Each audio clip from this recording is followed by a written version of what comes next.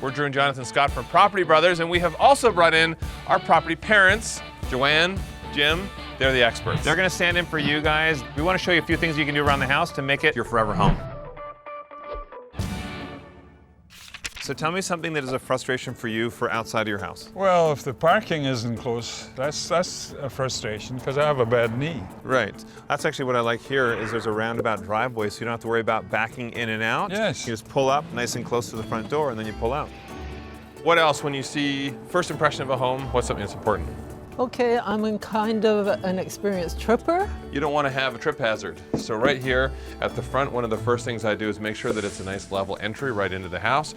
The fewer things you can stub your toe on, the better. On top of adding that grade so it's nice and even here, having a double wide door is great for anybody who needs wheelchair access into the home too. And for almost anybody out there, it's important to build community. So I also love having a garden out front or somewhere you guys can be out here working your green thumb. Yes, I love that. We spend a lot of time in our garden. Yes. Shall we get inside? Yes, Sure. great. Is there anything missing that you think this front entry should have? More light? Actually, that's a great point. You want to make sure your house is well lit. One, that's a safety thing, but also two, just for function. We would definitely put recessed lighting throughout. It's very easy to run recessed lighting. Does need more lights? More light. Just tell me if you can think of anything else. Oh, Yes, no bench someplace to where we sit can on. sit down and put our shoes on. Function is so Yes. important. I mean, I sit down to tie my shoes, so you need to have function. And also on top of that, it should have a nice runner in here. Yes. Tile can get slippery, and that's a really bad thing. Let's head into the lights. Yeah. I like the fact that it's a good sized living room. If we were renovating this house, I would actually level out the ground here so you don't need to have that sunken living room if it's going to be a trip hazard for you. If we clean up the ceilings, get an abundance of light in here, it would feel nice and spacious. There's an element in your living room that I know you really love when you're sitting down, playing cards, or reading a book. Fireplace. The fireplace. Don't always just think function. It's important to think how you like to enjoy a space as well. And if you like a fireplace, then put in a fireplace. Electric units nowadays, you have ones that look like a gas fireplace, easy to install, and it gives you that ambiance. Have a look at that shag carpet. I'm pretty sure that's trapping a whole lot of things that will make you sneeze. So if you're someone with allergies like myself, I think it's a great thing to make sure you have surfaces that are solid surface. You could put some area rugs in, but something that's easier to clean. There's so much that could be done here in this living space, but why don't we move into the kitchen? Oh, okay. Okay.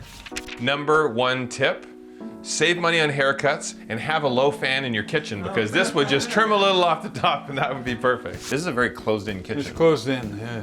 What do you think when you look around this kitchen?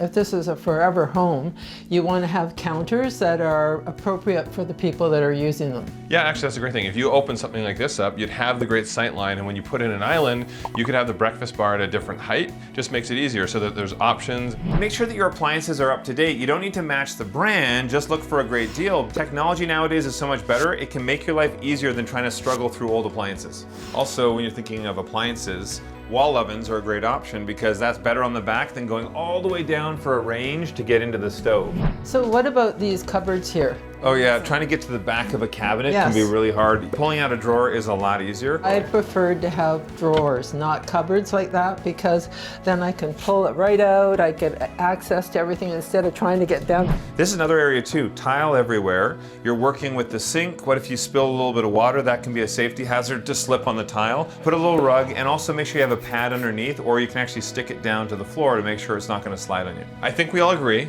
this kitchen has a ton of potential, Oh, yeah. but we would also want to do a pretty major renovation. right. Yeah. Oh, I have more rooms I want to show you guys. Here is the bathroom. This is actually a little larger than your average bathroom, but you want to make sure that you have lots of accessibility.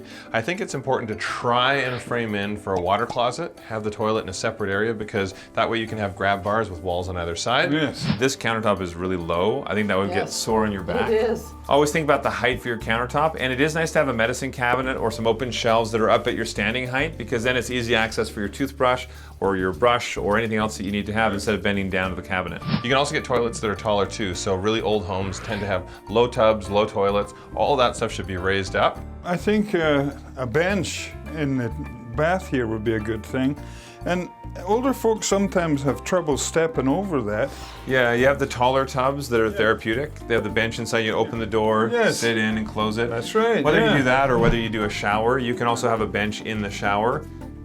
Think about where the plumbing is in the bathroom as well. If you keep it where it is when you're updating the space, then you're going to save some money too.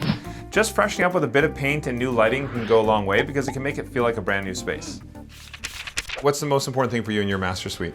Sleeping. The bed. The bed. Prime example, the bed is the most used piece of furniture in your life. You spend a third of your life on that piece of furniture, so you have to invest in having a great night's sleep.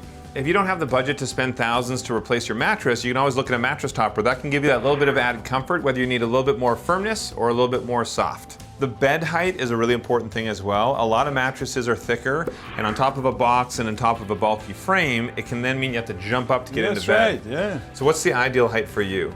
This looks pretty good right here. You have to look at the bed frame, look at the box spring. There are different options for low profile box springs, or sometimes the bed frame doesn't require a box spring at all.